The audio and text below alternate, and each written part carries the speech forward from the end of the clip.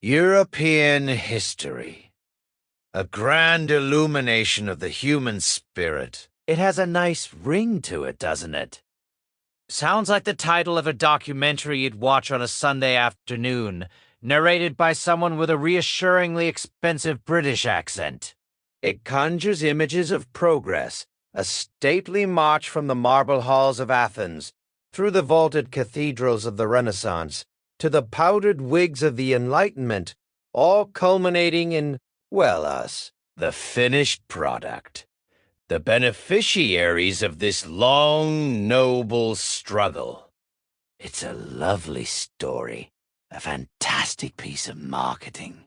It presents history as a clean, linear ascent, a sort of corporate ladder where humanity keeps getting promoted from mud hut to Roman villa, from superstitious peasant to rational philosopher, from feudalism, which sounds bad, to capitalism, which has a much better public relations team. Each era is a necessary stepping stone, a difficult but ultimately rewarding training montage on the way to modernity. We look back with a kind of fond, patronizing nostalgia. Oh, look at them with their plagues and their witch trials. How quaint. So glad we figured all that out. This is the myth. The brochure version of 1,000 years of filth, agony, and confusion. The reality, as always, is a bit messier. It smells worse. It's less a grand illumination and more a series of people stumbling around in a pitch-black room, occasionally finding a candle, and more often than not, using it to set the person next to them on fire. So, let's discard the brochure. Let's talk about what it was actually like. Not for the one king in a generation who got a decent biography, but for everyone else. For the background characters in the grand tapestry. The ones providing the thread, the dye, and, more often than not, the stains. To do that, you have to forget the timelines and the neat chapters in the textbook. You have to forget the idea of progress. You have to be there. So, let's begin. You are cold. That's the first thing. A deep, penetrating cold that has less to do with the weather and more to do with the damp earth seeping up through the packed floor of your hut. It's a permanent state of being, a resident in your bones. The fire in the center of the room is a sullen, smoky thing, more of a theoretical source of heat than a practical one. It paints the single, windowless space in flickering, unreliable shades of orange and black, and it makes your eyes water constantly. A few feet away, you can hear the soft, shuffling sounds and the warm, familiar stench of the family goat. He is your roommate, your central heating, and if things get bad enough, your emergency rations. His name is, well, you don't name your food. That's rule number 1. The year is, you have no idea. You don't think in years. You think in seasons. Planting, growing, harvesting, and the long gray misery of winter. You know the local priest, a man whose Latin is worse than his temper, mentioned something about it being 500 and something or other since the Christ God was born. But that number is an abstraction. It has no more meaning to you than the number of stars in the sky. Your time is measured by the sun's position, the ache in your lower back, and the rumbling in your stomach. You live in what will, 1,000 years from now, be called France. To you, it's just here. It's the collection of about 20 other smoky huts, huddled by a sluggish brown river. It's the cluster of fields you work, the dark line of the forest you don't go into after sunset, and the crumbling stone road a half-day's walk away. Ah, a road. The old people, their minds as cracked and weathered as their skin, have stories about it. They say it was built by giants or devils. A straight, gray ribbon cutting through the landscape, impervious to weeds and rain. They say men in metal skirts used to march down it, their feet making a sound like thunder, their spears catching the sun. That was before the world grew old and tired now. The road is mostly just a convenient place to find good, flat stones for your hearth. No one you know could build such a thing. The knowledge is gone, evaporated like morning mist. You look at the impossibly straight line of it, and you feel what you always feel when you see the works of the old ones. A vague, unsettling sense of inferiority. It's the same feeling you get when you stumble upon the ruins of one of their great stone houses out in the woods. A villa, a historian would call it. To you, it's a ghost house. A place of crumbling walls with strange, colorful pictures of people eating grapes and looking bored. You can't imagine having enough food to be bored. The people in the pictures are fat. Obscenely fat. You've never seen a fat person in your life. To be fat is a sign of such wealth and security it borders on the divine. Your local strong man, the one you give a third of your grain to, is not fat. He is sinewy and scarred, with the dead eyes of a man who has done and seen things that curdle the soul. He is not a king. He is not a lord. He is, for all intents and purposes, a gangster. His castle is a wooden stockade on a hill, a glorified fire trap filled with about 30 other thugs who are his board of directors, his HR department, and his customer complaints division all rolled into one. You don't pay him taxes. You pay him protection. Protection from whom? Mostly from him. It's a simple, elegant business model. He and his men ensure that raiders from the next valley over don't come and burn your village to the ground.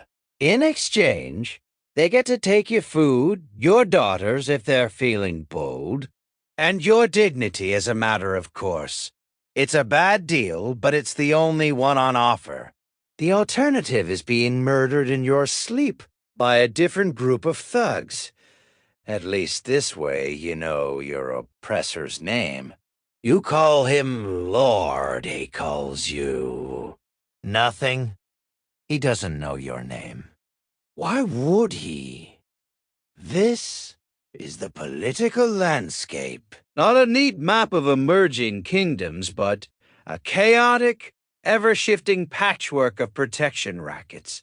Power isn't inherited through ancient bloodlines. It's taken by the man with the longest sword and the least hesitation. Alliances are temporary. Loyalty is a commodity, and the only law that matters is the law of gravity as an axe descends toward your skull. What about the grand illumination of the spirit? What about faith? Oh, yes. You have faith. You have it in spades. You are terrified of everything, so you believe in anything that might help. The priest in the village is a new fixture. The church is a wattle and daub affair. barely bigger than your own hut, distinguished only by a crude wooden cross that leans at a worrying angle.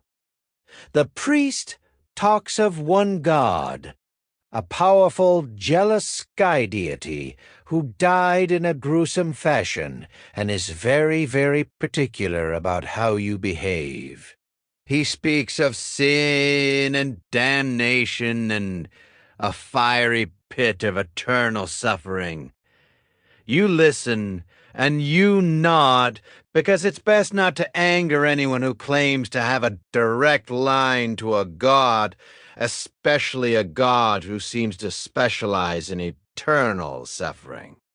You've got enough regular, temporary suffering to deal with as it is. So you go to his church. You stand on the cold earth floor and you listen to his droning, incomprehensible chants. You make the sign of the cross. But on your way home, you also leave a small bundle of grain by the big mossy stone at the edge of the woods. The one your grandmother said houses a spirit that ensures a good harvest. And when your child is sick with a fever, you'll have the priest say a prayer. Yes, but you'll also tie a red string around the child's wrist and whisper the old words to the spirits of the river. You're not a theologian. You're a pragmatist. It's spiritual risk management. You're hedging your bets. The new Christ God seems very powerful, but he's also very far away. The spirit in the gnarled oak tree at the end of your field is right there. You can see it. You can feel its presence on a windy night. Why take the chance? This new religion is like a new tool. You'll use it. But you're not about to throw away your old reliable hammer just yet. The priest calls this paganism and says it will send you to hell. You called covering your bases. Let's talk about your day. It begins in the dark. The rooster, another of your noisy roommates, is your alarm clock. You crawl out from under a pile of scratchy wool blankets and straw that probably houses a whole ecosystem of things you'd rather not think about. The air is thick with the smell of smoke, unwashed bodies, and goat. You relieve yourself in a designated corner of the hut into a bucket of dirt. Hygiene is not a concept. Water is for drinking and cooking, and even then it's suspect. The river is where you and everyone else dumps their waste. You drink from a well that is hopefully far enough away from the river to be safe. Sometimes it isn't. Then people get the bloody flux and die screaming. It's just how things are. Breakfast is a lump of coarse, dark bread, so hard you have to soak it in water or weak beer to make it chewable. It's gritty. Everything is gritty. A fine layer of stone dust from the grinding quern gets into every loaf. You've been eating it your whole life. Your teeth are worn down to flat, aching nubs. You have a constant, low-grade toothache that sometimes flares into a blinding agony that makes you want to bash your own head against a wall. There is no dentist. The closest thing is the blacksmith, who, for a price, will get you very drunk on rough wine and try to yank the offending tooth out with a pair of pliers normally used for shoeing horses. Variable. Infection is not. After your grim, gritty breakfast, you go to work. The fields are your entire world. You do not own this land. You work it. It belongs to the Lord, the gangster on the hill. You are tied to this land, a piece of equipment as essential and as replaceable as the plow. And what a plow it is. It's a heavy, awkward wooden thing, maybe tipped with a little bit of precious iron if your village is prosperous. It doesn't turn the soil so much as it scratches a shallow groove in it. You guide it, your muscles screaming in protest, while your wife or your eldest son pulls alongside the ox. Yes, the ox. The single most valuable thing the village collectively possesses. Its health is more important than yours. If you break your leg, you are a liability. If the ox breaks its leg, it is a catastrophe for everyone. The village might not survive the winter, so you tend to the ox with a reverence you don't even afford the priest. The work is back-breaking, repetitive, and endless. You plow. You sow. You weed on your hands and knees for weeks on end. You reap with a small, curved sickle, a tool that has not changed in design for 2,000 years. Every stalk of wheat is cut by hand. Every sheaf is bound by hand. Every grain is threshed by hand, beating it with a flail in a rhythmic, dust-choked dance of exhaustion. There is no innovation. There is no disruption in the agricultural sector. You farm the way your father farmed, and the way his father farmed before him. You plant the same crops in the same fields, year after year. You know the soil is getting tired. The yields are a little bit smaller each harvest, but what can you do? This is the only way. To try something new is to risk starvation. Failure isn't a learning experience. Failure is a shallow grave. Your world is small and loud. The sounds are the grunt of the ox, the cry of birds, the endless wind, the clang of the blacksmith's hammer, and the ringing in your own ears. Your world is also quiet. There is no music, save for someone humming a tuneless, mournful song while they work. There is no news. You have no idea what is happening a day's walk from your village. A kingdom could rise and fall 100 miles away, and you would never know. Your universe is a 5-mile radius of mud and toil. Let's talk about your health. You are 35 years old, and you are old. Your face is a roadmap of hardship, your skin weathered like old leather, your joints ache with a fire that never quite goes out. You've survived childhood diseases that carried off 3 of your siblings. You have parasites. Everyone has parasites. It's a fact of life. A constant squirming presence within you. You are malnourished. Your diet of bread, beans, and occasionally a bit of cheese provides just enough energy to work, but not enough to thrive. You are perpetually tired. Sickness is not a matter of germs or viruses. Those concepts are 1,000 years in the future. Sickness is a matter of bad air, or an imbalance of your body's humors, or a curse put on you by old man Hemlock down the lane because you looked at his prize-winning pig the wrong way. Simple cut from a sickle can be a death sentence. You watch it day by day as the red lines creep up your arm. You pack it with cobwebs and dung, because that's what the wise woman told you to do. Sometimes it works. More often, the fever comes, then the shakes, then the darkness.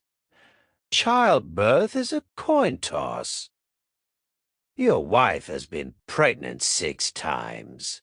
3 of your children are living. That's a good ratio.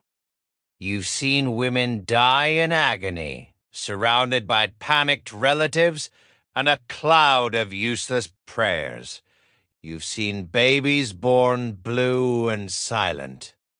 Every pregnancy is a 9-month period of low-grade terror, culminating in a day of screaming and blood. If mother and child survive, it is a miracle. A commonplace, brutal, bloody miracle. What do you do for fun? That's a good question. What is fun? On the rare holy days when the priest forbids work, you rest. You sit in the sun if there is any, and you try to coax the ache out of your muscles. The men might gather to drink the thin, sour beer, or the raw, fiery wine you make. Drinking is not a social lubricant. It is a desperate lunge for oblivion, a way to temporarily silence the constant hum of pain and anxiety. Fights are common. A stray word, a perceived slight, and suddenly decades of repressed misery explode into clumsy, pathetic violence. An eye is lost. A bone is broken. Another grievance is added to the pile, to be nurtured and passed down to the next generation. Your life is a tapestry woven with 2 threads, boredom and fear. The boredom is the endless, grinding repetition of your days. The same food, the same work, the same aching body. The fear is the punctuation.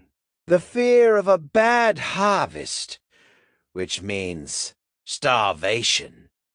The fear of sickness, which means a slow, painful death. The fear of the Lord's displeasure, which means a beating or worse. And the fear of outsiders, because your little world is an island in a sea of chaos. You hear stories.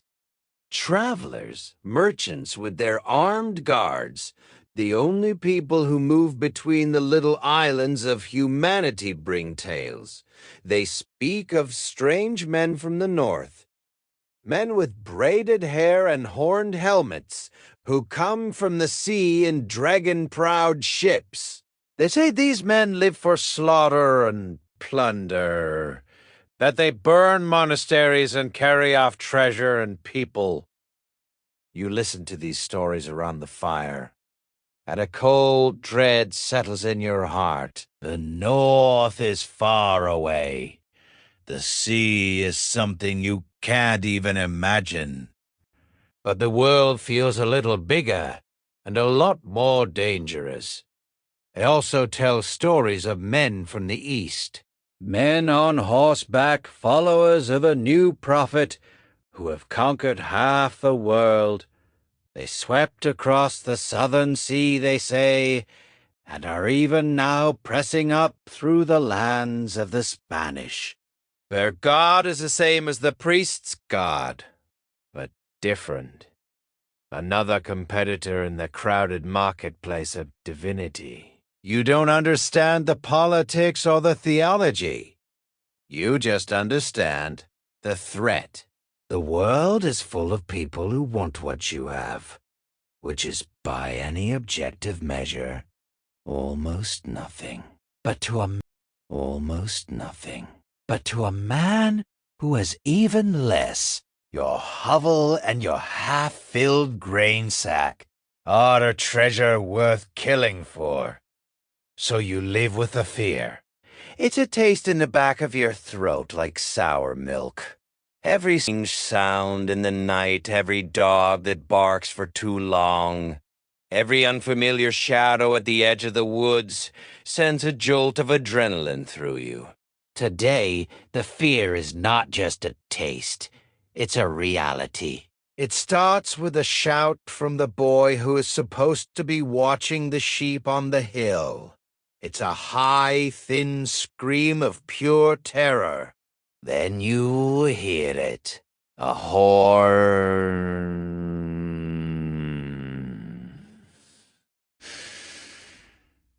Not the familiar horn from the Lord's stockade. This one is deeper, more guttural. A sound like a beast calling to its mate. Panic is instantaneous. It's a flock of birds taking flight all at once. People pour out of their huts, their faces pale, their eyes wide. Mothers scream for their children. Men grab whatever is at hand, a wood axe, a pitchfork, a heavy stone. These are not weapons. They are tools of your trade, now repurposed as pathetic instruments of defense. You stand there, your heart a frantic drum against your ribs. Your wife is behind you, clutching your two small children, her knuckles white. You have a pitchfork in your hands. Its 3 tines seem impossibly small and flimsy. You look towards the river, the direction of the horn blast, and you see them. They are coming out of the morning mist that hangs over the water. Perhaps 20 of them. They are on foot, moving with a purpose and speed that is terrifying. They are bigger than any men you have ever seen. Dressed in leather and fur, carrying round shields and axes. Not the wood-cutting axes, you know. These are designed for a different kind of harvest.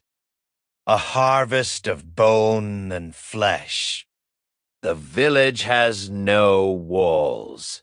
Your hut has a door that could be kicked in by a child. Your lord and his 30 thugs are a half-day's walk away. There will be no rescue. There is only you and your neighbors and your farming implements. The air is suddenly thick with the smell of your own sweat. You can hear your wife's ragged breathing, a desperate, choked sob. One of the raiders at the front, a giant of a man with a beard braided into 2 stiff ropes, raises his axe and lets out a roar. It's not a human sound. It is a promise of absolute violence. He begins to run. The others follow, their own shouts joining his, a chorus of murder that rips the quiet morning air to shreds. You grip the smooth, worn wood of the pitchfork. Your knuckles are white. You can see the man's eyes now. They are blue, and utterly empty of anything you might recognize as pity or hesitation. They are the eyes of a predator, looking at meat. He is 50 yards away. Then 40. You can hear the thud of his boots on the soft earth. You should run. You should hide. But where? Your wife and children are behind you. The world has shrunk to this single moment, to the space between you and the running man with the axe. You plant your feet in the mud. You raise the pitchfork. It feels impossibly flimsy in your hands. This is a tool for turning hay, for mucking out the fire. It's made of fire-hardened ash. and you've spent half your life with its familiar weight in your grip. But now, it feels like a child's toy. The man is 20 yards away. He isn't even breathing hard. He has a round shield on his left arm, painted with some jagged red symbol you don't recognize. It's not the cross. It's something older, hungrier. 10 yards. You can smell him now. It's a cocktail of sweat, wet wool, pine tar from his ship, and the faint, coppery tang of old blood. He doesn't shout a war cry. He doesn't scream for his gods. He just runs. This is not a passion play. This is a business transaction. And you are a line item under overhead. You lunge. It's a clumsy, desperate motion born of terror. Not training. The tines of the pitchfork scrape against the painted wood of his shield. The sound is pathetic, a scratchy complaint against the inevitable. You were aiming for his face, his throat, anywhere soft. But he was faster. Of course he was faster. This is what he does for a living. You just grow oats and pray for rain. He pivots, letting your momentum carry you past him. He doesn't need a grand, sweeping blow. He simply brings the axe around in a short, efficient arc. It's not the massive, double-bitted monstrosity you see in cheap fantasy movies. It's a practical tool. A bearded axe, the lower part of the blade extending down. Perfect for hooking a shield or a leg. But he doesn't hook, he chops. You don't even really feel the pain at first. There's just a dull, percussive impact against your ribs, like a blacksmith's hammer striking cold iron through a thick blanket. It knocks the wind from your lungs. You stumble, turning to face him again, trying to bring the pitchfork back around. But your left arm won't obey. It's just hanging there. You look down. The axe blade is buried deep in your side, just below your armpit. Your wool tunic, stained with mud and sweat, is now blooming with a vibrant, impossible red. It's the brightest color in his whole gray, miserable world. He places a boot on your chest and wrenches the axe free. The sound is wet and obscene, like pulling a stake out of deep mud. Now the pain arrives. It's a white-hot, searing agony that eclipses everything else. Your vision tunnels. The sky, the hovel, the man, it all recedes to the end of a long, dark corridor. You fall to your knees. The pitchfork clatters uselessly into the mire. You tried to say something, your wife's name, a prayer, a curse. But all that comes out is a hot gush of blood that tastes of metal and failure. You pitch forward, your face pressed into the cold, damp earth. It smells of decay and worms. It smells like your future. The man doesn't spare you a second glance. You are a problem solved. He steps over your twitching body and walks toward the open door of your hovel. You can hear your wife scream. It's a short, sharp sound, cut off almost immediately. Then you hear your youngest child a boy of 4 begin to wail. It's a sound of pure, uncomprehending terror. It is the worst sound you have ever heard. You try to push yourself up to do something, but your limbs are heavy, disconnected things. All you can do is lie there, drowning in your own blood, listening to the soundtrack of your world ending. There's a crash from inside, the sound of your meager pottery shattering. A man shouts in a language you don't understand, but the tone is universal. It's the sound of ownership, of command. The wailing stops. Another thud. And then a different kind of crying. Your daughter. She's 12. Old enough to be useful. Old enough to be worth something on a Dublin slave market. You lie in the mud, your cheek growing colder, and you pray to a god who seems to have taken the day off that she dies quickly. It is the last, most loving thought you will ever have. This is the reality of the Viking Age. It's not a grand saga of noble warriors with fabulous beards and a misunderstood yearning for exploration. It's this. It's the smell of your own intestines cooling in the dirt while men you've never met auction off your daughter's future. And the horns. Let's talk about the horns. You've seen the paintings, the statues, the Saturday morning cartoons.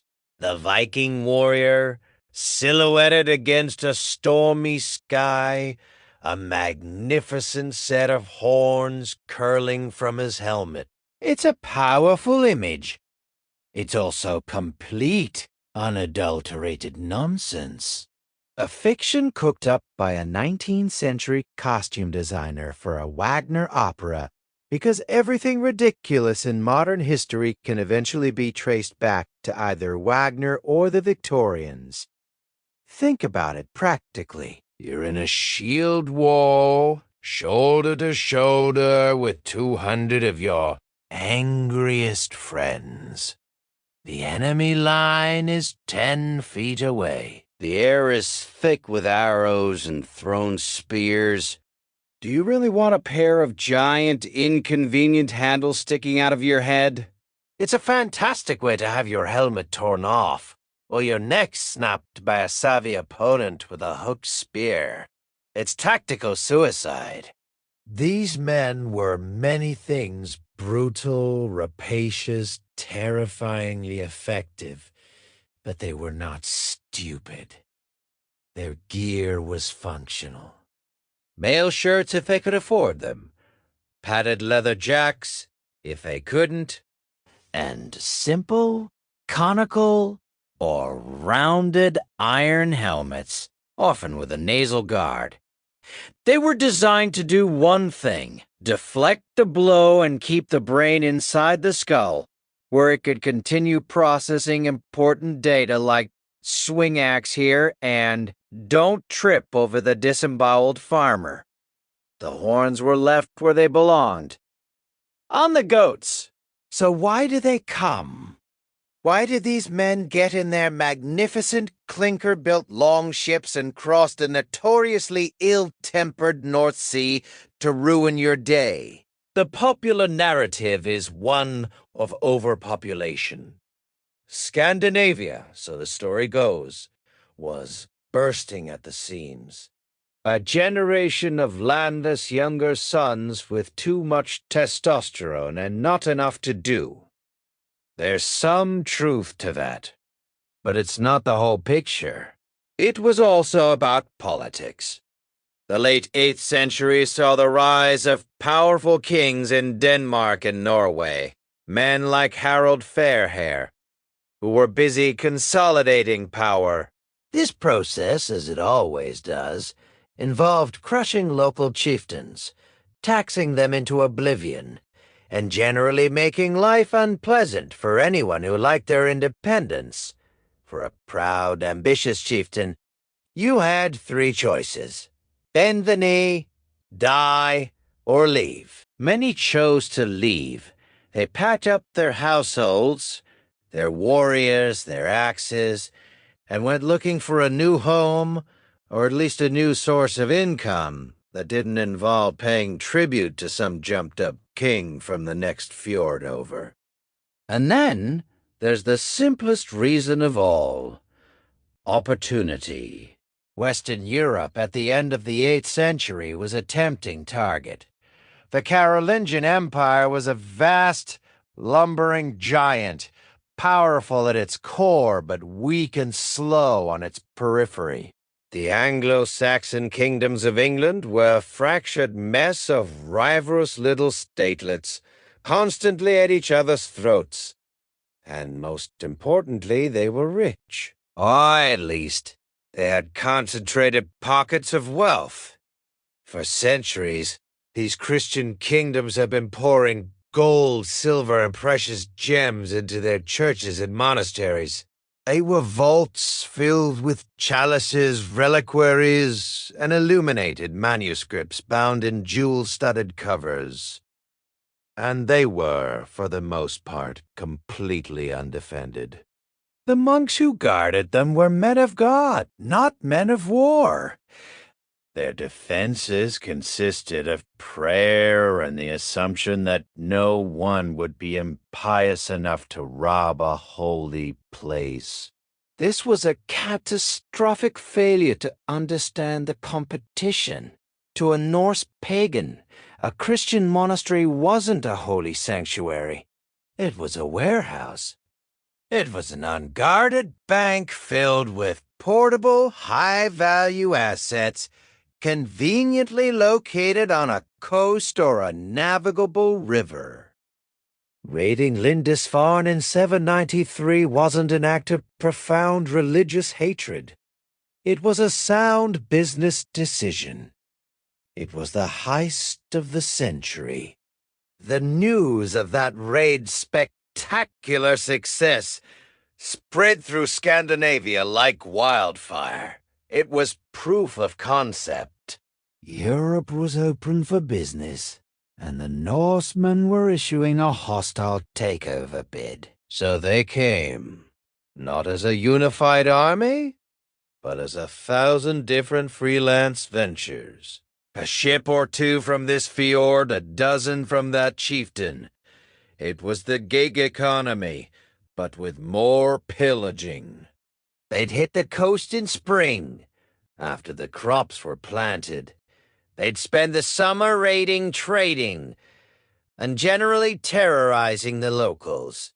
They were a maritime guerrilla force, and Europe had no idea how to handle them. Their longships were technological marvels. With a shallow draft, they could sail up rivers deep into the heart of a kingdom, strike a town that thought it was safe, and be gone before the local lord could even get his boots on. They would appear out of the morning mist like ghosts, their dragon-proud ship sliding onto the beach. They would move with a terrifying speed and purpose. They weren't there for a pitched battle.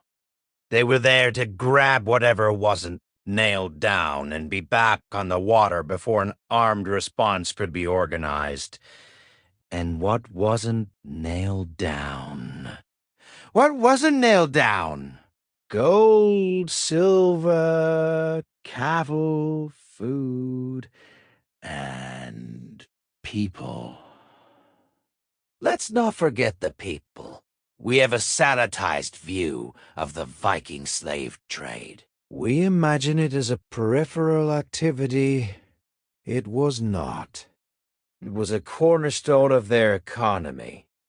In the sagas, the word for a foreign raid Viking is often used interchangeably with the acquisition of wealth and slaves.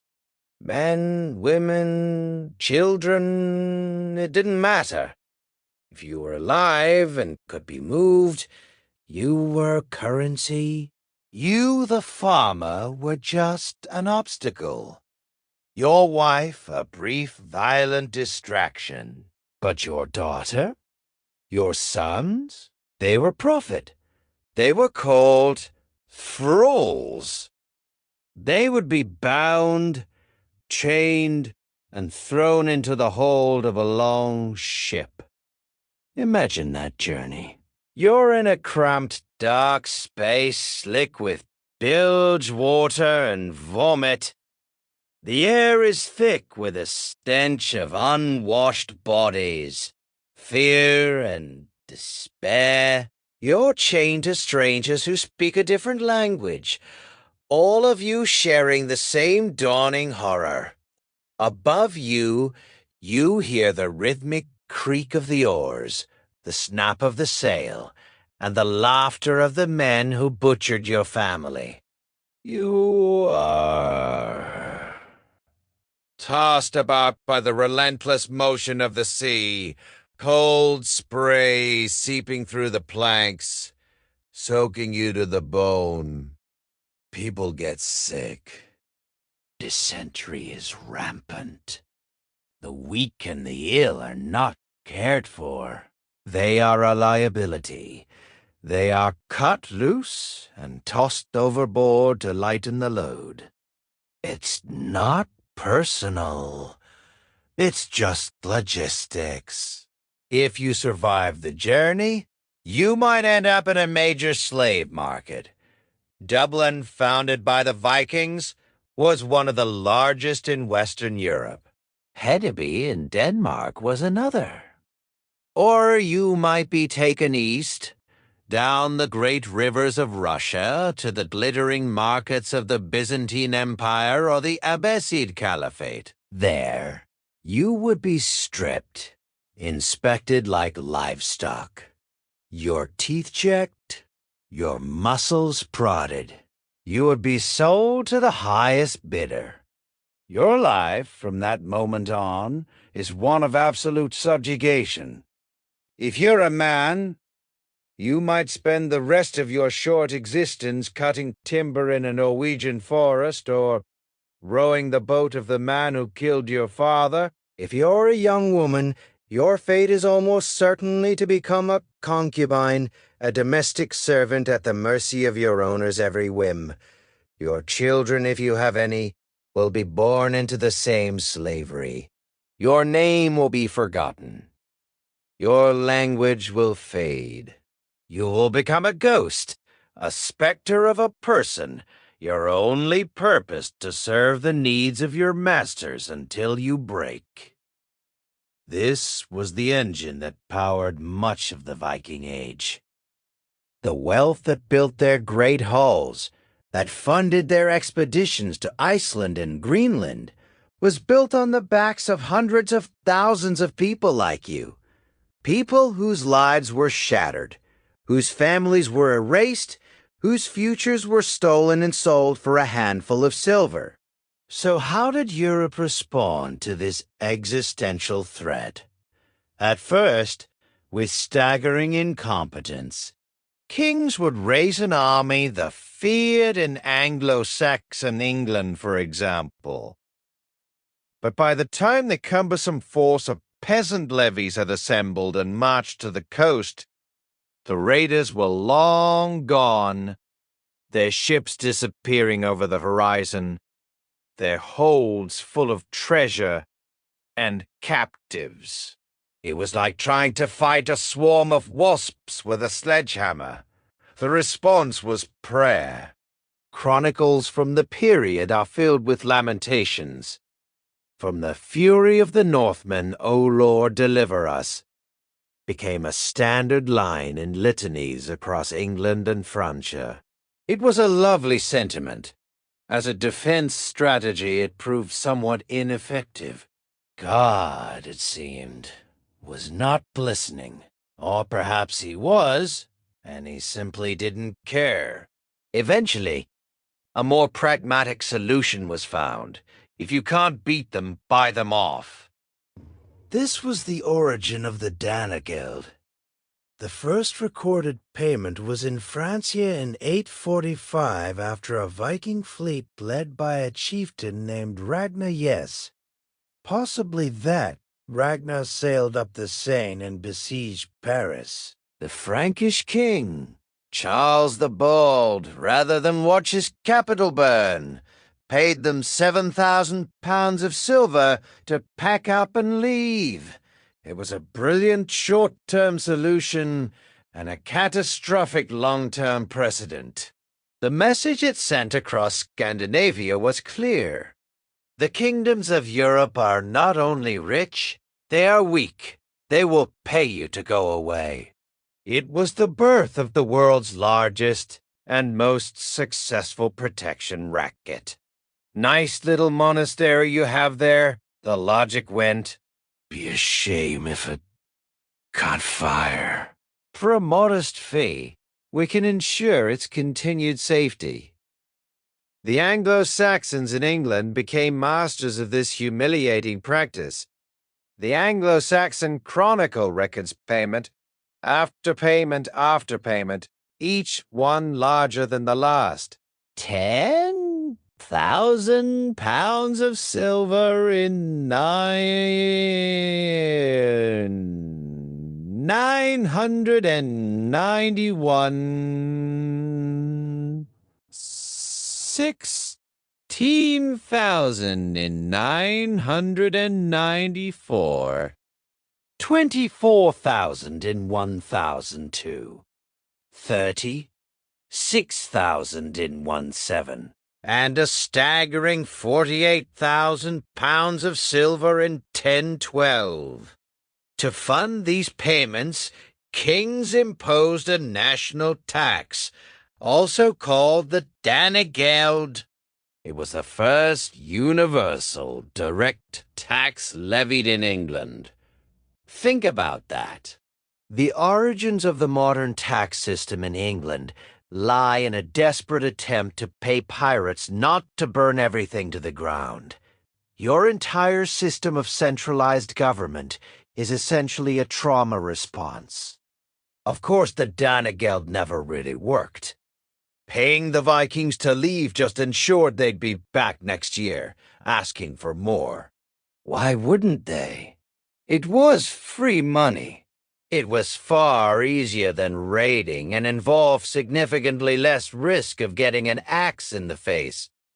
Some historians argue it was a sophisticated policy, a way of buying time managing a threat. That's a very generous interpretation.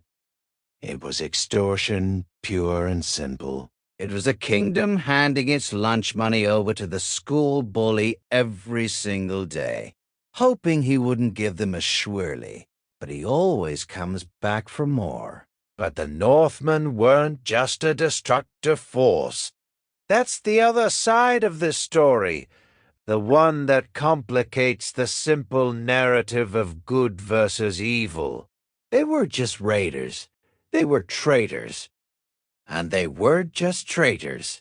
They were settlers. The same ships that carried warriors and plunder also carried merchants, craftsmen, and families looking for new land. The line between raiding and trading was, to put it mildly, blurry. A Viking fleet might show up at a town.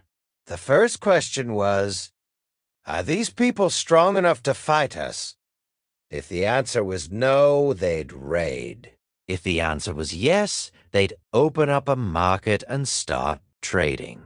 It was a very flexible business model. They traded in furs from the north, walrus ivory from Greenland, amber from the Baltic, and of course, slaves from all over Europe. They connected the economies of the North Sea, the Caliphate, and the Byzantine Empire. They were, in their own violent way, globalists. And where they couldn't just take, they settled. In England, the constant raids of the 9th century evolved into a full-scale invasion and colonization. A great heathen army arrived not just to plunder, but to stay. They conquered the kingdoms of Northumbria, East Anglia, and Mercia. They established a vast territory in northern and eastern England that came to be known as the Danelaw. For generations, this part of England was ruled by Danes. Its laws were Danish. Its people spoke a Norse dialect. The very language you speak today is littered with their legacy. Words like sky, skin, leg, window, the word law itself, they're all Norse loan words. The ghost of the man who killed you is embedded in the very structure of your sentences. In Francia, the pressure was just as intense. The Seine, the Loire, the Garonne, every major river became a highway for Viking fleets. They sacked every city from Rouen to Bordeaux.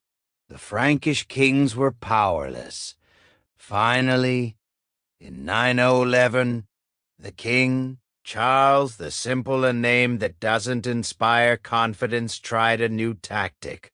He took the leader of the Vikings besieging Paris, a massive chieftain named Rollo, and made him an offer. He would give Rollo a huge swathe of land at the mouth of the Seine. It would be his to rule as a duke. In exchange, Rollo and his men had to do two things: convert to Christianity and defend the river against any other Vikings who might try to sail up it. It was a brilliant, cynical move. Charles was essentially hiring the biggest wolf to guard the henhouse. Rollo agreed. He was baptized, took a Christian name, and became the first Duke of the land of the Northmen, Normandy. And just like that, the pirates became aristocrats. Rollo and his descendants proved to be terrifyingly good at this whole ruling thing. They adopted the French language, Frankish feudal customs, and Christian piety with the zeal of converts. But underneath the veneer of civilization, they were still the same ruthless, ambitious, and brutally efficient people who had stepped off the longships. They just wore fancier clothes now. Within a century and a half, these Normans, the tamed Vikings, would be the most dynamic and aggressive military force in Europe. Their ambition would lead them to conquer England, southern Italy, and Sicily, and to carve out principalities in the Holy Land. The farmer-killing raider had become a nation-building crusader. It's amazing what a little bit of land and a fancy title can do for your public image. It's the ultimate rebranding. From predator to protector, from barbarian to blue blood, all without ever changing those cold, calculating eyes. And those eyes are now fixed on England. The year is 1066, a date branded into the memory of every English schoolchild, usually through monotonous repetition rather than any genuine understanding of the tectonic shift it represents. The story you're told is one of kings and claims, a neat little succession crisis. Edward the Confessor, the pious and ineffective English king, dies without an heir. 3 men believe they have a right to the throne. There's Harold Godwinson, the powerful English earl, chosen by the local nobility. There's Harold Hardrada, the King of Norway, a living Viking legend with a claim as flimsy as boiled leather, but an army as real as the axe in his hand. And then there's William, Duke of Normandy, your man, the descendant of Rollo the Walker, a man whose Viking ancestor was supposedly too large to ride a horse. William's claim is based on a supposed promise from the long-dead Edward, a promise nobody else seems to have heard. It's the medieval equivalent of saying he told me I could have it when he died. Pinky swear. And so you find yourself on a beach in Pevensey on the southern coast of England. The crossing was a logistical nightmare, a massive gamble that required not just an army but a navy, a supply chain, and a favorable wind, which you only got after parading the holy relics of a local saint up and down the beach like a desperate mascot. Now the damp English air, thick with the smell of salt and rotting seaweed, fills your lungs. It's colder here than in Normandy. The sky is a uniform, oppressive gray. Your mail shirt is already starting to chafe. 1,000 tiny metal rings digging into your skin. A constant, irritating reminder of the business at hand. Harold Godwinson has just force-marched his army south after annihilating Harold Hardrada's Vikings at the Battle of Stamford Bridge up north. His men are exhausted, battered, but victorious. They are the English, the Anglo-Saxons, and they are fighting on home soil. They dig in on a ridge. A smart move. The high ground is always a good idea. You and your fellow Normans, a motley collection of knights, mercenaries, and assorted thugs, promised land and loot, must advance uphill. You are not a knight. You are not some noble in shining armor with a banner fluttering in the breeze. You're a spearman, a grunt. Your job is to march, stand, and try not to die. The pre-battle speeches are a distant drone of Latin and French, words like glory, God, and rightful claim, washing over you without purchase. You're more concerned with the mud-sucking at your leather shoes and the nervous tremor in the hands of the man next to you. You can smell his fear, a sour, vinegary sweat that cuts through the morning chill. The battle begins, not with a heroic charge, but with a clumsy, disjointed advance. Archers first. You watch the arrows arc into the gray sky, a swarm of angry wooden insects, and then disappear into the solid mass of the English shield wall. You hear shouts, but from this distance, it's impossible to know their effect. Then it's your turn. The horns blow, a gut-churning sound, and you begin the slow, slogging march up the hill. The English shield wall is a terrifying thing to behold. It's not a neat line of identical shields like in the movies. It's an overlapping, bristling wall of wood, leather, and iron. A human porcupine. From behind it, a forest of spears juts out waiting. As you get closer, you can see the faces of the men holding it. They are bearded, grim, their eyes wide. They are screaming insults at you in a language you barely understand. Guttural noises of pure hatred. This is not a contest of chivalry. This is pest control, and you are the pest. The first impact is a full-body shock. A jarring crunch of wood on wood and metal on metal. The man to your left goes down with a wet gurgle, a spearhead blossoming from his throat. The man on your right stumbles back, his shield split, his arm hanging limp. You are pressed forward by the men behind you, crushed against this wall of death. The noise is overwhelming. The splintering of wood, the clang of sword on helmet, the screams. Not heroic battle cries, but shrieking, animal sounds of agony. The air becomes thick with the coppery tang of blood and the foul stench of open bowels. You jab your spear into the gaps, feeling it thud against his shield. You pull back, jab again. It's clumsy, exhausting work. You see a face contorted in a snarl, and you thrust. The spear connects with something soft. There's a scream, and the face disappears. You don't have time to feel triumph, or horror, or anything. You just brace for the next push. For hours it goes on like this.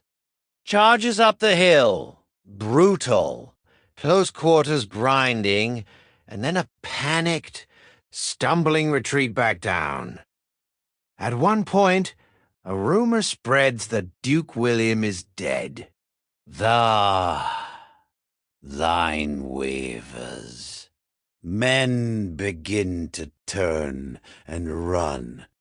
But then you see him, your leader, riding through the ranks, his helmet pushed back to show his face. He's alive. He's furious.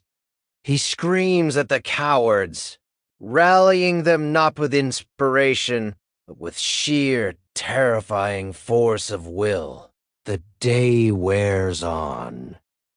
The ground is no longer grass and mud, but a slick, treacherous carpet of bodies. You learn to step on the dead without looking down, to ignore the grasping hands of the wounded.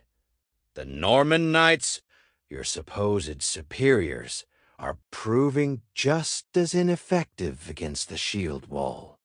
Their heavy horses can't get traction on the slope, and they are easy targets for the long-hafted axes of the English housecarls.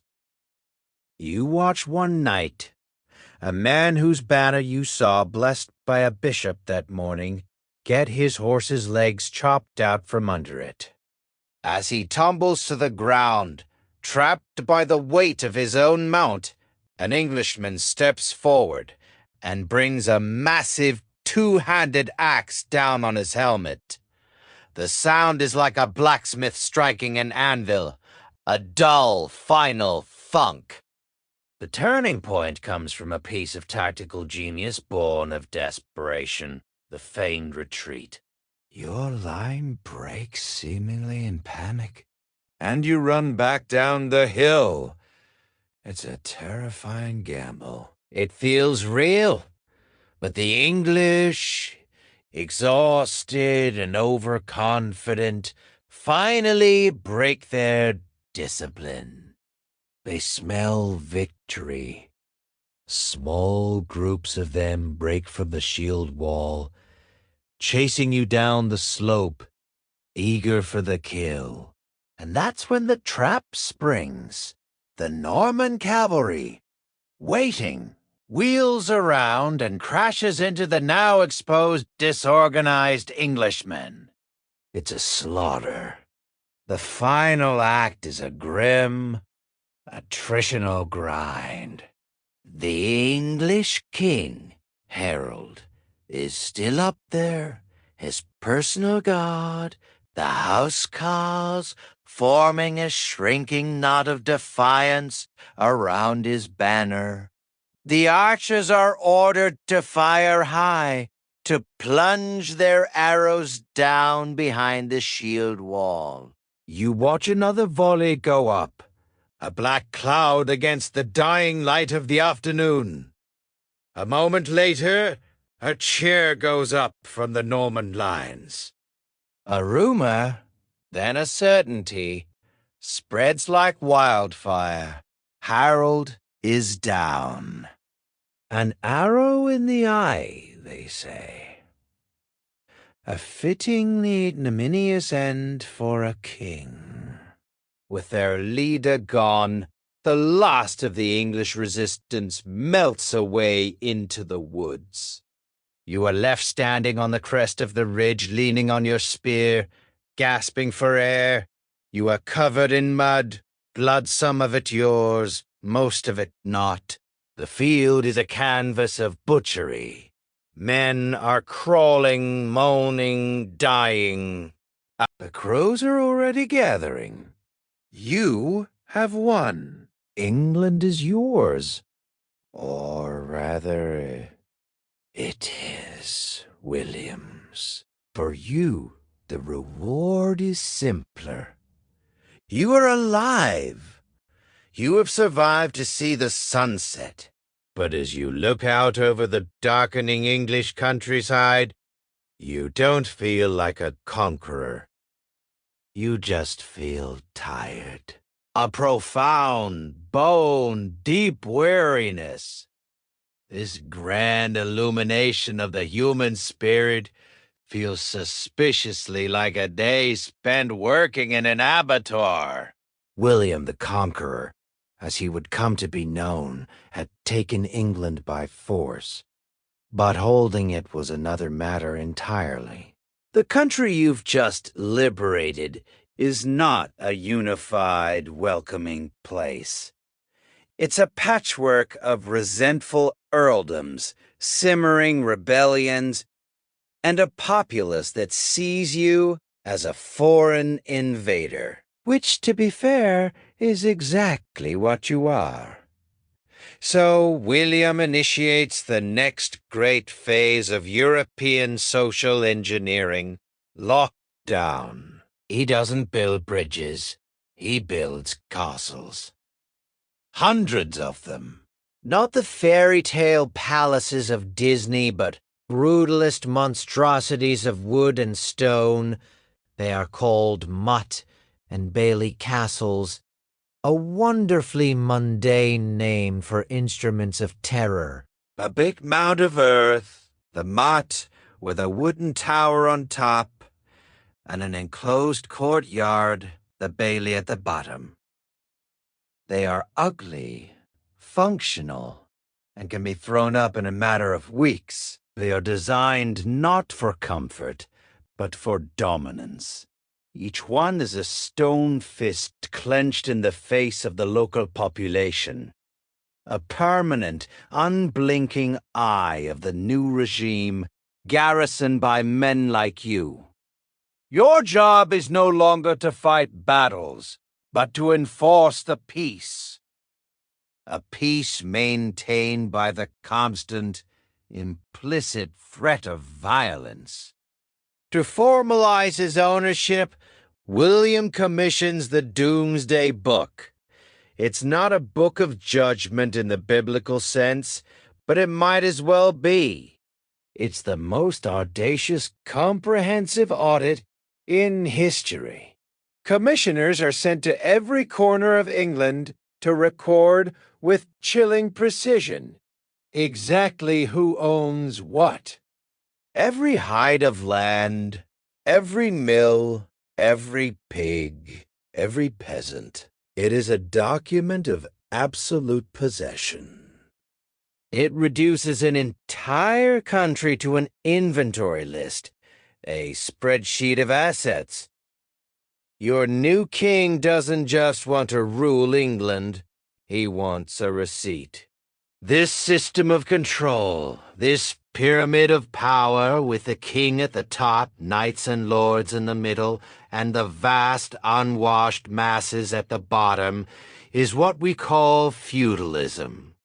It's the defining political and social structure of the High Middle Ages. And you, my friend, are at the bottom. Let's be clear about your new life. You are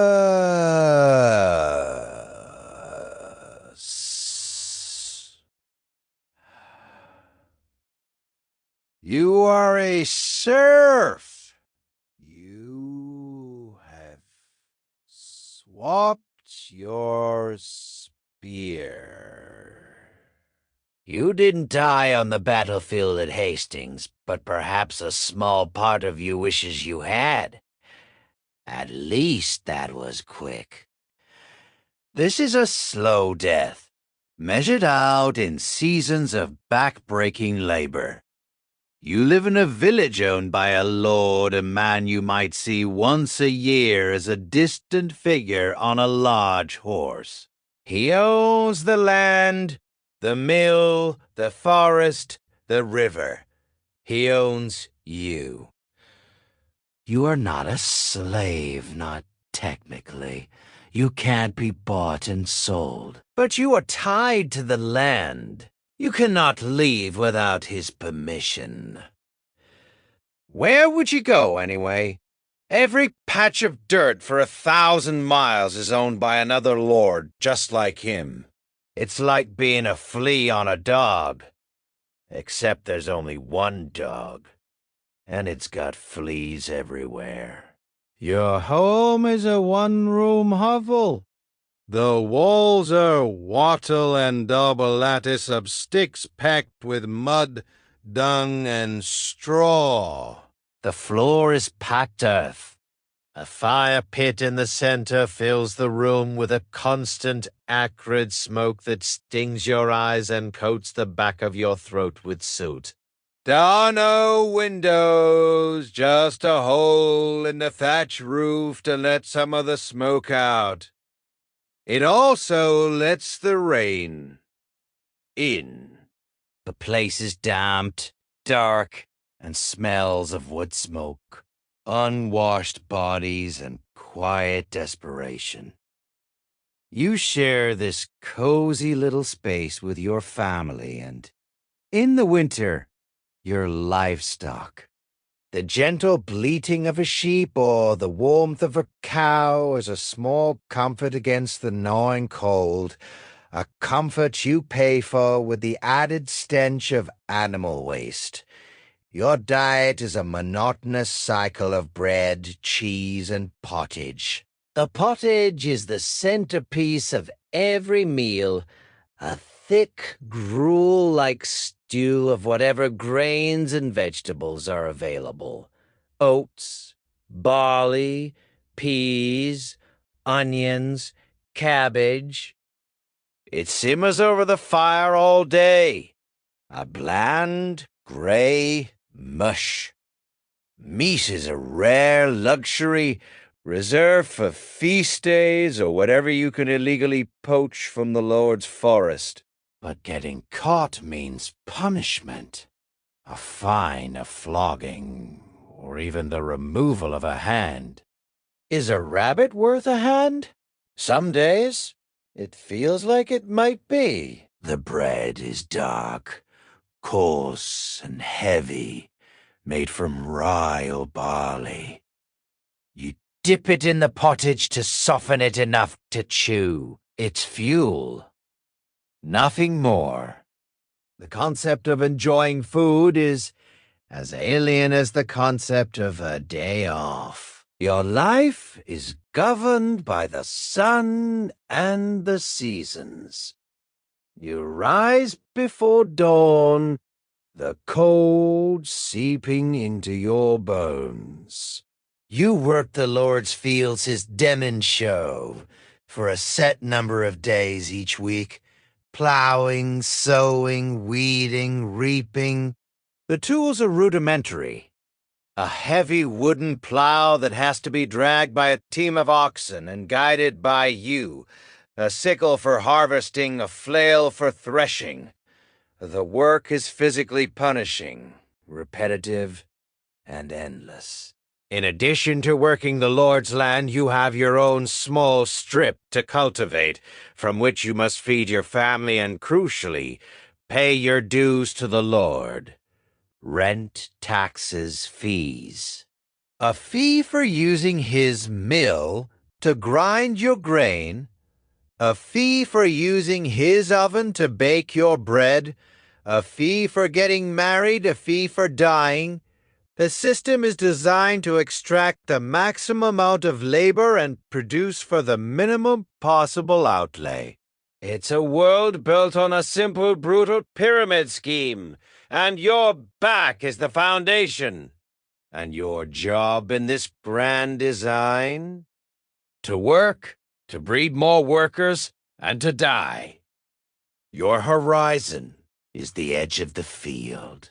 Your future is the next harvest. The only certainty is the turning of the seasons and the inevitability of the tithe collector. 10% of everything you produce goes to the church. They call it God's share. You look at the fat, well-fed priest and the crumbling walls of your own hut, and you wonder if God really needs another bag of your grain. But you pay. You always pay. Because in a world of profound uncertainty, the one thing more terrifying than your Lord is the Lord Almighty. And what happens when things go wrong? When a neighbor accuses you of stealing his only pig, or a dispute over a boundary line turns ugly? You don't have lawyers. You have the Lord's justice. And the Lord's justice is a strange and terrifying beast. For petty matters, it's a fine or a few hours in the stocks, where you become a source of public entertainment, pelted with rotten fruit and animal dung. But for serious accusations, the system gets truly creative. Welcome to the world of trial by ordeal. The logic is simple in a completely insane way. Since mortals are fallible, let God be the judge. Your guilt or innocence will be revealed through a divine sign. There are several popular methods. Trial by hot iron, for example. You are required to carry a piece of red-hot iron for a set distance. Your hand is then bandaged and sealed. 3 days later, the priest unbinds it. If the wound is healing cleanly, you are innocent. God has intervened.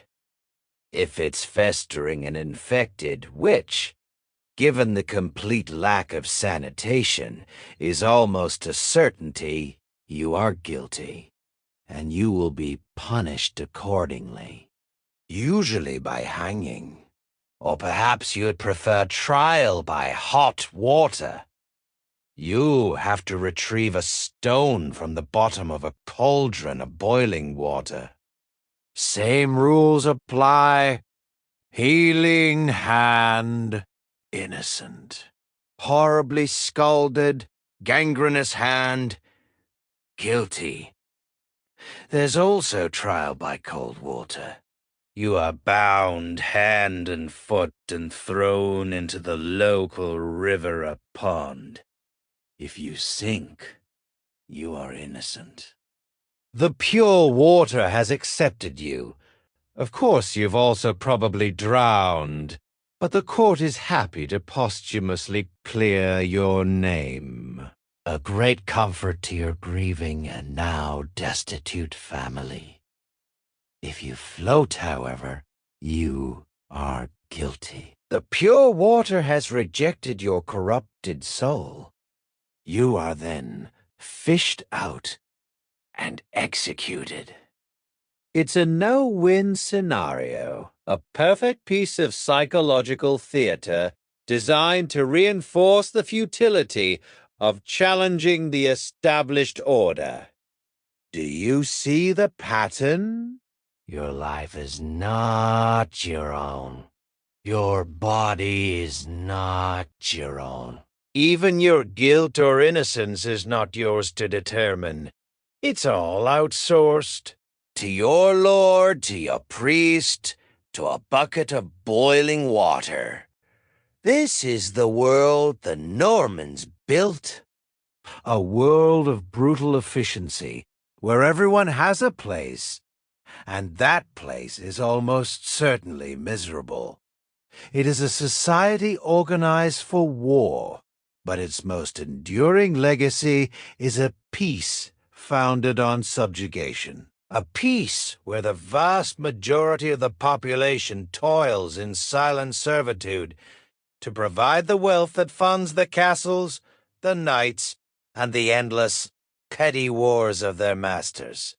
But there is another power in this world, a power that transcends borders, answers to no king, and claims authority not just over your body, but over your immortal soul.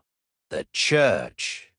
In the centuries after the collapse of Rome, the Church was the only institution that retained its structure, its literacy, and its international reach. It was the glue, the repository of knowledge, the social safety net, and the ultimate moral authority. And by the High Middle Ages, it had become a powerhouse. The Pope in Rome is not just a spiritual leader.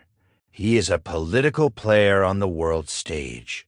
A king of kings who can make monarchs tremble. You see its power in the stone that dominates every town and city, the cathedral. These are not just places of worship.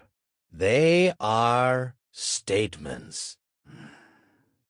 They are physical manifestations of God's power on earth, and by extension, the churches. You are a peasant, visiting the city for a rare market day. You see it from miles away. A mountain of carved stone and soaring spires that dwarfs every other structure, that scrapes the very heavens. As you approach, the sheer scale of it is meant to intimidate, to make you feel small and insignificant. And it works.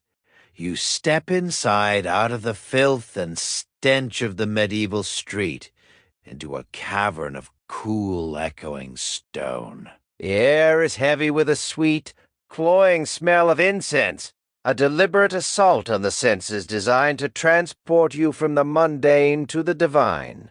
High above, light filters through vast stained glass windows, painting the stone floor in shifting jewels of ruby, sapphire, and gold. You can't read, but you can see. The windows tell you the stories. Adam and Eve, Noah's Ark, the life of Christ, the gruesome martyrdoms of the saints. It's a graphic novel for the illiterate masses, a constant reminder of the stakes. Heaven and hell are not abstract concepts. They are depicted right there in glorious, terrifying color. The demons are more real, more visceral than the Lord you've never met. The priest, clad in opulent vestments of silk and gold thread, chants in Latin, a language you don't understand. The mystery is the point. The unintelligibility reinforces the distance between you and the divine, a distance that only the Church, through its rituals and its sacraments, can bridge. This institution holds the keys to the kingdom of heaven. It can grant you salvation through baptism, confession, and communion. And, most terrifyingly, it can take it away. The threat of excommunication is the ultimate weapon. To be cast out of the Church is to be damned in the next life and made a pariah in this one. No one will trade with you, speak to you, or help you. Your soul is forfeit, and your life is over. This spiritual power translates into immense temporal wealth. The Church is the largest landowner in Europe. It collects the tithe, a 10% tax on everything produced, from grain to chickens. Kings and nobles, granted vast tracts of land in their wills, a desperate deathbed fire insurance policy for the soul. It sells indulgences, pieces of paper that promise to reduce your time, or a loved one's time in purgatory. It is a brilliantly effective business model. The product is intangible forgiveness, salvation, and the supply is infinite. Naturally, this much power and wealth leads to conflict. Who is really in charge? The king, who commands the armies, or the pope, who commands the gateway to heaven? This question explodes in the late 11th century in what is known as the investiture controversy. It sounds like a dry academic dispute. It was anything but. It was a brutal power struggle between the Holy Roman Emperor Henry IV and the formidable Pope Gregory VII. The issue was simple: who had the right to appoint bishops? For the emperor, bishops were not just spiritual figures. They were powerful feudal lords who controlled vast lands and wealth. He needed to appoint men loyal to him. For the Pope, this was an unacceptable intrusion of secular power into the spiritual realm. The Church, he argued, answered only to God, and he was God's representative on earth. The conflict came to a head when Henry defied the Pope and appointed his own bishop for Milan. Gregory's response was swift and devastating. He excommunicated Henry. Suddenly, the most powerful secular ruler in Christendom was an outcast. His authority evaporated. His nobles, sensing an opportunity, began to rebel. Henry, facing the complete collapse of his empire, was forced into a humiliating act of penance. In the dead of winter, in January of 1077, you could imagine the scene. Henry IV, Emperor of the Holy Roman Empire, travels across the Alps to the castle of Canossa in Italy, where the Pope is staying. For 3 days, the Emperor stands barefoot in the snow outside the castle gates, dressed as a humble penitent, begging for the Pope's forgiveness. It is the ultimate political theater, the supreme secular authority on his knees before the supreme spiritual authority, eventually Gregory, perhaps moved by the display or more likely recognizing the political necessity of it, lifts the excommunication. Henry gets his empire back. For now. But the message is clear to all of Europe. In the great game of thrones, the man in Rome holds the winning hand. The crown may sit on the king's head, but the Pope can knock it off with a single word. This is the new order. A Europe bound by a shared, if terrified, faith, and governed by a complex web of obligations to lords both temporal and spiritual, a world of knights and serfs, of castles and cathedrals, all simmering under the watchful, unforgiving eye of God. And the Church, having asserted its dominance over the kings of the West, now begins to look outward, to a land where its authority is not recognized, to a holy city in the hands of the infidel. A grand new project is taking shape in the mind of the papacy, a project that will require the mobilization of the entire continent, a project that will channel the violent, restless energy of men like William's Normans towards a new holy purpose. The illumination is about to get brighter, and much, much hotter. This new project has a name that will echo, bloody and triumphant, through the coming centuries. It's called a crusade. In the popular imagination, it's a glorious cavalcade of chivalry. Pious knights in gleaming armor, their banners snapping in the desert wind, riding to rescue a captive Holy Land from the clutches of evil. It's a tale of faith, sacrifice, and righteous purpose. A grand illumination indeed. Reality, of course, is a bit more complicated. And a lot more squalid. Forget the gleaming armor. Think of rust, lice, and dysentery. Forget noble purpose. Think of a brilliant, desperate, and breathtakingly cynical exercise in social engineering, population control, and brand expansion. The First Crusade isn't so much a holy war as it is the medieval equivalent of an incredibly violent corporate merger. Hostile takeover and mass-market pyramid scheme all rolled into one, and you are about to get the sales pitch of a lifetime. To understand why this happens now, at the tail end of the 11th century, you have to understand the festering problem at the heart of Christian Europe. That problem is you. Not you specifically, but you, the second son. Or the third. Or the fourth. You are a knight. You have been trained for one thing and one thing only since you could walk. Violence. You can ride a horse until your backside is raw leather. You can swing a sword with the brutal efficiency of a butcher.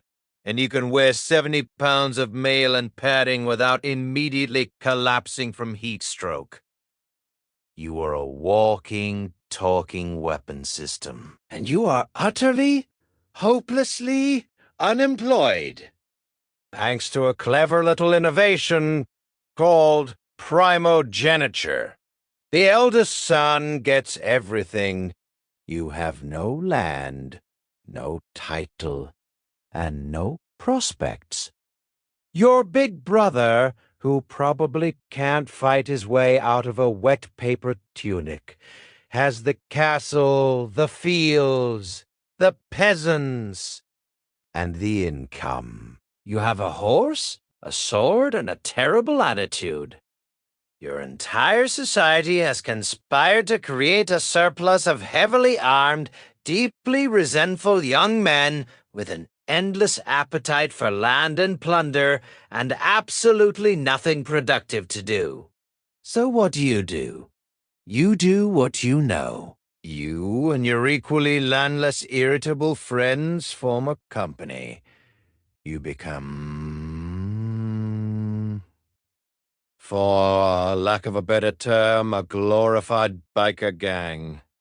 You roam the countryside, protecting villages for a fee that sounds suspiciously like extortion, picking fights with other gangs of landless knights, and generally making a bloody nuisance of yourself. You are the reason the church had to invent concepts like the truce of God, which were essentially ecclesiastical restraining orders telling you hooligans that you weren't allowed to burn down villages or slaughter peasants on, say, a Thursday. It was a nice thought. It didn't really work. Europe is tearing itself apart. The very warrior class that is supposed to protect it is in fact its biggest internal threat. The violence is endemic, pointless, and circular. The papacy, now feeling its oats after humbling the Holy Roman Emperor, looks at this continental-scale bar fight and has a moment of sheer, unadulterated genius. What if? The thinking goes, we could take all this destructive, chaotic energy and point it away from us, preferably. What if we could give all these bored, violent thugs a single, unifying enemy? What if we could offer them something they desperately want: land, wealth, glory, and wrap it in something that makes it not just permissible but holy? It's the most ambitious social program ever conceived. The goal: to export Europe's violence, to channel the destructive flood of its warrior class into a single, well-aimed torrent and smash it into the face of someone else. It just needs a catalyst, a pretext, a good story. That story arrives in the form of a panicked message from the East. The Byzantine Emperor Alexios the Komnenos has a problem. A big Turkish problem. The Seljuk Turks, recent converts to Islam, and brimming with the boundless energy of the newly devout, have stormed out of the Central Asian steppe and have been systematically dismantling the Eastern Roman Empire for decades. At the Battle of Manzikert in 1071, they had shattered the Byzantine army and captured the emperor. In the years since, they've swallowed nearly all of Anatolia, the heartland of the empire, modern-day Turkey. What Alexios fails to grasp is that he is not speaking to a fellow head of state. He is speaking to the CEO of the most powerful spiritual political corporation in the world. And that CEO, Pope Urban VI, sees Alexios' desperate request not as a plea for help, but as a golden opportunity. He sees a way to solve his night problem, to assert papal authority over all of Christendom, to potentially heal the great schism that had split the Eastern and Western churches, and, of course, to liberate the holiest city on earth, Jerusalem. The Turks had taken it from the more tolerant Fatimids a few years earlier, and pilgrimage, while not impossible, had become more difficult and dangerous. The stories reaching the West, conveniently magnified and distorted, painted a picture of horrific desecration and atrocities against Christian pilgrims. It's the perfect Tisbelli.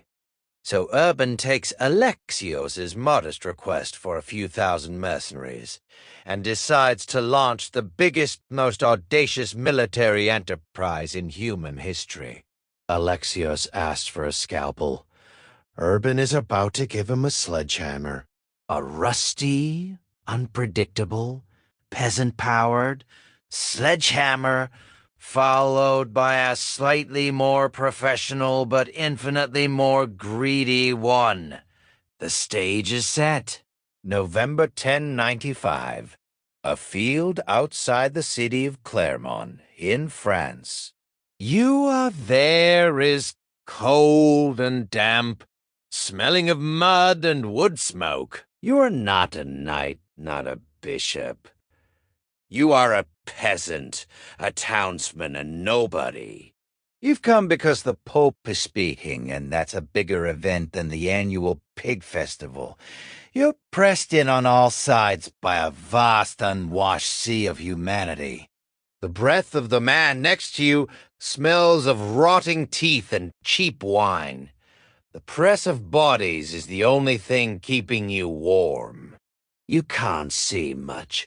Just a distant wooden platform, where the brightly colored robes of the clergy are a stark contrast to the endless ocean of brown and gray homespun cloth that is the crowd. And then he begins to speak. Urban II.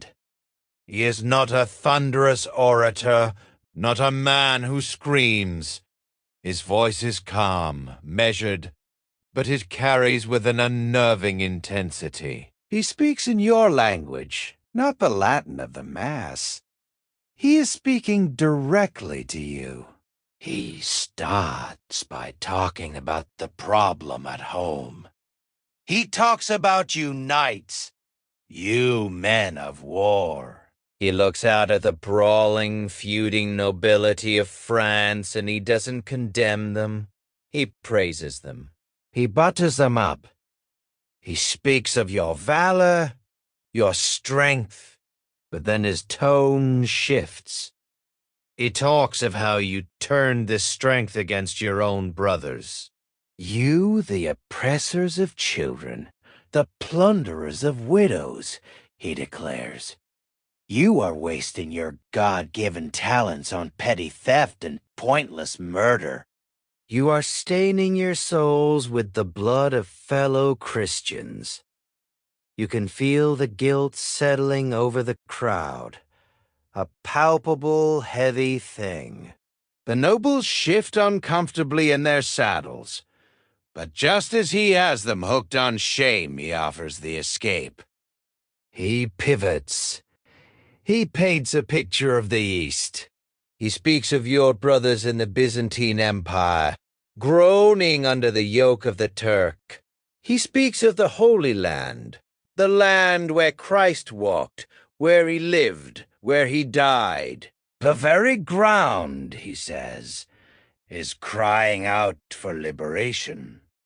And here, the stories begin. Stories of Turkish atrocities, of defiled altars, of tortured pilgrims. Are they all true? It doesn't matter. They are effective. He describes in graphic, lurid detail things that will curdle your blood. He's not just giving a speech, he's screening a horror film in your mind.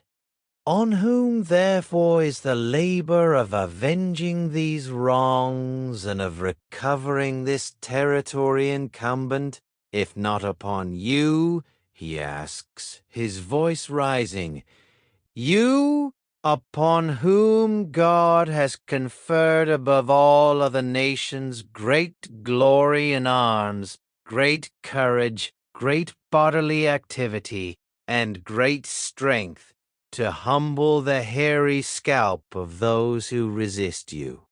It's a masterstroke of psychology. He has taken their greatest and their violence, and is now reframing it as their greatest virtue. He is telling the biker gang that their thuggery is, in fact, a divine gift. And then comes the pitch. The part that makes everyone lean in. He talks about the destination, Jerusalem, the holy sepulchre. But he also talks about the land itself. He quotes the Bible, twisting it just so. He describes a land flowing with milk and honey. He conveniently forgets to mention that most of it is desert. He paints a picture of a paradise on earth, ripe for the taking. For you landless knights, this is the key. He is offering you real estate. Your own fiefdom, far from your smug older brother. He is selling a holy war and a colonial adventure in one irresistible package. For you, the peasant, crushed by poverty and the endless, back-breaking misery of medieval life, he offers something else, escape, freedom. Freedom! A journey to the center of the world. An adventure blessed by God himself. Forget your hovel, your debts, your brutish lord. The road to Jerusalem is open. And then the masterstroke, the closing offer, the deal sealer that will change the world. He offers salvation, complete, total, unequivocal remission of all sins. An indulgence. All who die by the way, whether by land or by sea or in battle against the pagans, shall have immediate remission of sins. Let that sink in. This is not just a suggestion. This is the vicar of Christ, God's representative on earth, handing out a spiritual get-out-of-jail-free card. Everything you have ever done wrong, the theft, the adultery, the casual murder of that guy who looked at you funny, all of it wiped clean. All you have to do is go and fight. In fact, killing these specific people isn't a sin anymore. It's an act of piety. It's a sacrament written in blood. He has weaponized penance. He has turned the path to heaven into a military campaign trail. The reaction is instantaneous. It's not a cheer. It's a roar. Single, guttural sound from 10,000 throats. A bishop in the crowd, inspired, bellows 2 words. Deus vult. God wills it. The cry is picked up. It ripples through the crowd, then crashes like a wave. Deus vult. Deus vult. Deus vult. It's a chant, a prayer, a war cry. Men are weeping, they are shouting. They are tearing strips from their cloaks to sew crosses onto their tunics. The first crusaders. The Pope has not just given a speech, he has lit a fuse to the largest powder keg in the world. He has taken 1,000 petty grievances, 1,000,000 private desperations, and focused them into a single, incandescent point of holy rage. It is the most successful marketing campaign in history. The problem with lighting a fuse, however, is that you don't always get to control the explosion. Urban and the nobles had a plan. A sensible, organized departure for the following summer, August 1096. This would be the official crusade, the Prince's Crusade, led by the great lords of Europe. It would be organized, supplied in theory, and led by actual military commanders. But the message has gone viral, and it has reached people who were never meant to hear it. It has reached the truly desperate, the truly poor, the truly fanatical. While the princes are still trying to mortgage their lands to afford armor and supplies, a different kind of army is already forming. It starts with a man named Peter. We call him Peter the Hermit. He is a charismatic, wild-eyed preacher from Amiens, a man who rides a donkey and wears simple wool robes.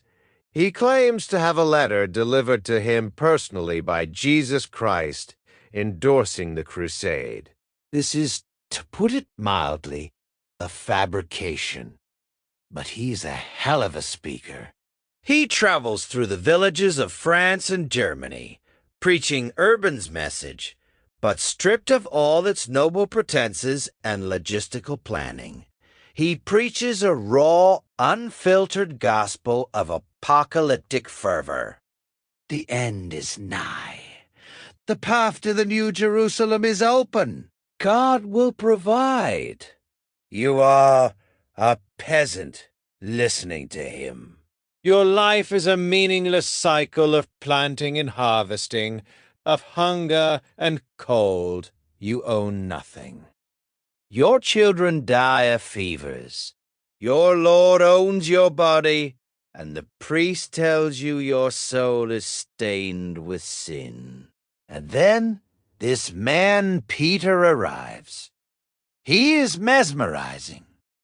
He tells you that you, a wretched, powerless serf, have been chosen by God.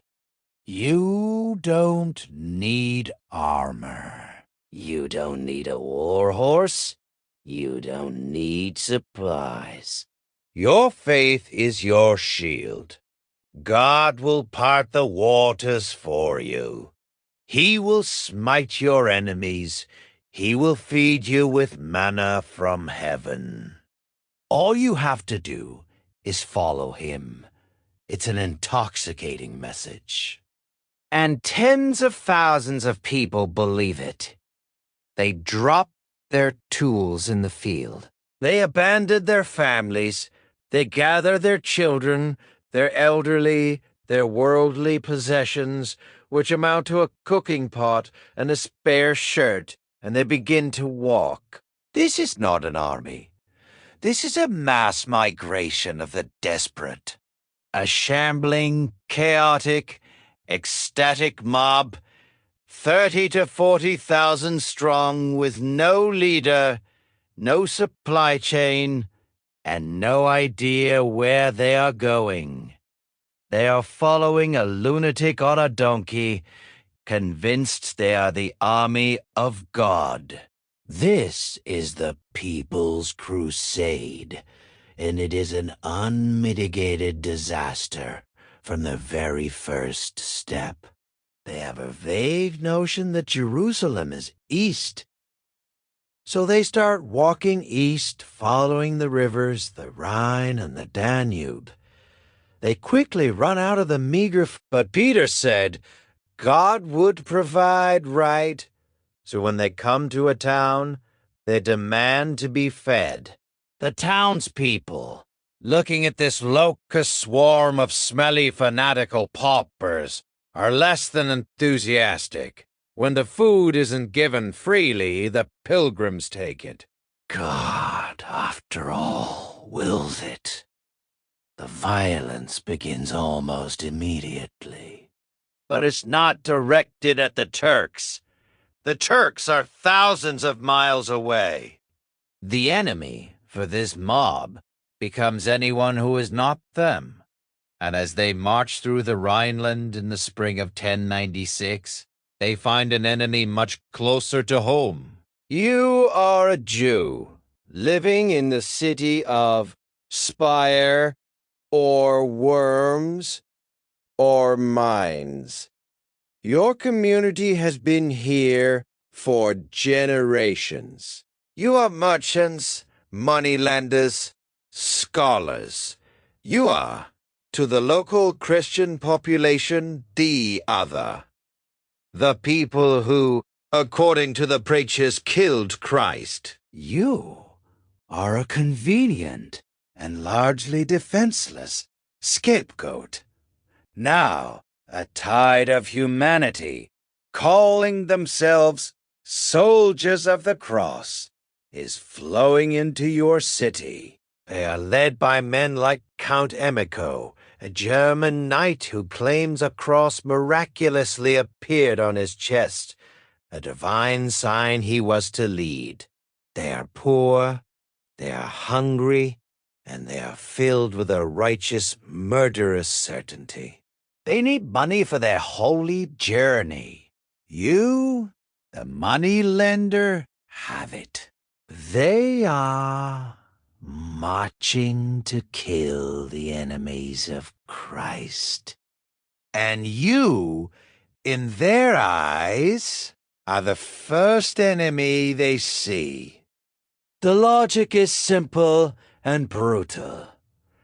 Why, they ask, should we march thousands of miles to fight God's enemies when there are enemies right here in the horror begins? You try to reason with them. Your community leaders offer them gold, a massive bribe to leave you in peace. They take the gold, and then they attack anyway. The local bishop, to his credit, tries to protect you.